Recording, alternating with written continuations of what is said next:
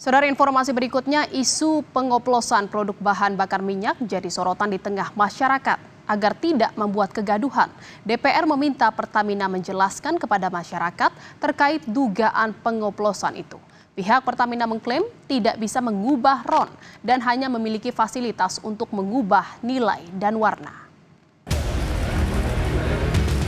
Isu pengoplosan Pertalite menjadi Pertamax milik PT Pertamina Patraniaga jadi perbincangan hangat. Komisi 12 DPR RI pun menyoroti isu pengoplosan bahan bakar minyak BBM dalam kasus dugaan korupsi Pertamina. DPR meminta Pertamina menjelaskan kepada masyarakat terkait dugaan pengoplosan tersebut. Wakil Ketua Komisi 12 DPR Bambang Haryadi menyatakan dalam rapat yang berlangsung dengan Pertamina membahas soal kasus korupsi minyak mentah. Anggota Komisi 12 DPR meminta klarifikasi dari Pertamina perihal dugaan pencampuran RON 90 dan 92. Jadi tahu isu yang beredar beberapa waktu terakhir terkait RON, kan kita tadi pastikan kepada semua pihak, tidak hanya kepada Pertamina, kan biar ada satu komparasi informasi yang seimbang. Tadi Pertamina dan pihak swasta semua menyatakan bahwa penambahan zat adiktif itu hanya sifatnya menambah value atau keunggulan terhadap jenis produk masing-masing penyalur BBM ini, kan badan usaha ini. Jadi tidak merubah RON. PTH Dirut Pertamina Patraniaga Mars Ega Legowo Putra menyatakan Patraniaga tidak bisa mengubah RON. Pertamina hanya memiliki fasilitas untuk mengubah warna dan penambahan zat aditif. Mas Ega juga menyatakan Pertamina tidak memiliki skema dalam mengubah RON. Diketahui bahwa BBM Pertamina merupakan produk jadi yang sesuai dengan RON masing-masing, yakni Pertalite memiliki RON 90 dan Pertamax memiliki RON 92. Teknis, Pertamina Patraniaga memberikan layanan kepada masyarakat untuk RON 90 dengan merek Pertalite dan RON 92 dengan merek Pertamax itu adalah sudah sesuai spek. Dan kita menjamin kepada masyarakat bahwa di SPBU yang kita jual adalah sesuai spek. Adapun tadi dijelaskan oleh pimpinan Komisi 12, penambahan aditif tersebut adalah sifatnya untuk menambah value dari performansi produk-produk tersebut. Tidak betul bahwa untuk Pertamax ini adalah produk oplosan, karena kita tidak melakukan hal tersebut. Sementara itu, Kapus Penkum Kejagung Hadi Siregar menyebutkan jika tindak pidana yang disidik oleh Kejagung soal tata kelola minyak mentah dan produk kilang itu terjadi di rentang waktu 2018 sampai 2023. Kejagung bilang kasus yang disidik tidak terkait dengan dugaan pengoplosan BBM saat ini.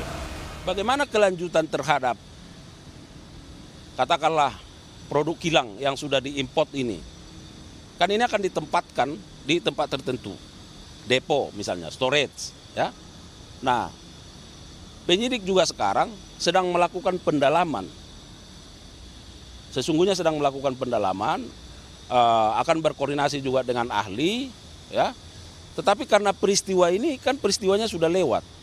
Ini peristiwanya 2018-2023. Jadi yang kami sampaikan ke publik, ke media adalah fakta hukumnya. Seolah-olah bahwa peristiwa itu terjadi juga sekarang. Fakta hukumnya ini di 2018-2023 dan ini sudah selesai. Minyak ini barang habis pakai.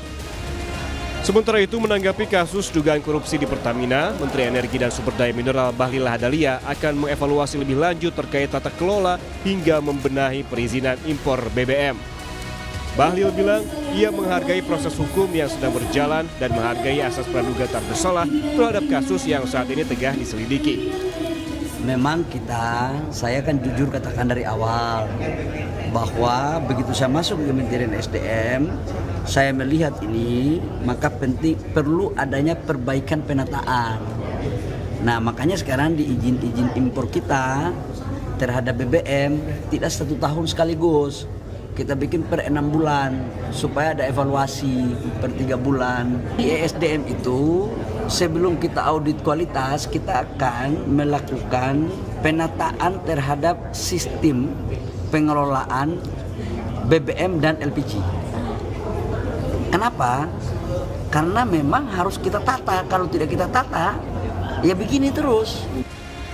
Selain itu, penyidik Kejaksaan Agung menetapkan 2 tersangka baru dalam kasus dugaan korupsi tata kelola minyak mentah dan produk kilang PT Pertamina. Jadi, hingga kini total ada 9 orang yang ditetapkan tersangka. Sebelumnya, Jaksa Agung menyebutkan kerugian negara dalam korupsi Pertamina senilai 193,7 triliun rupiah untuk 1 tahun.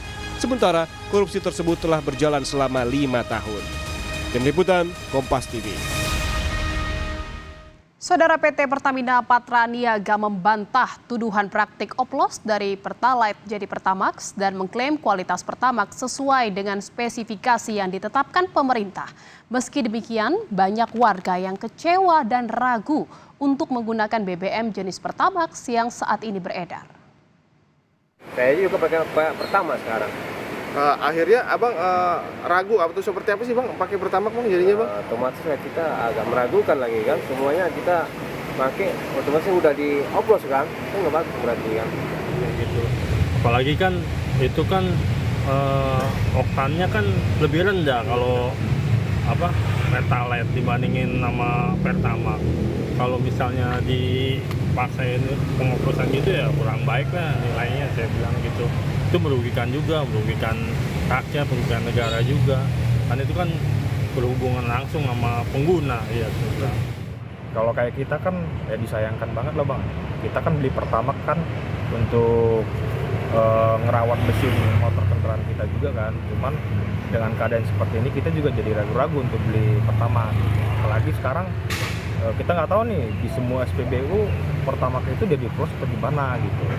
Mudah-mudahan kedepannya pemerintah kita melihatlah, respon lah akan masalah ini supaya menjadi lebih baik lagi ke depannya.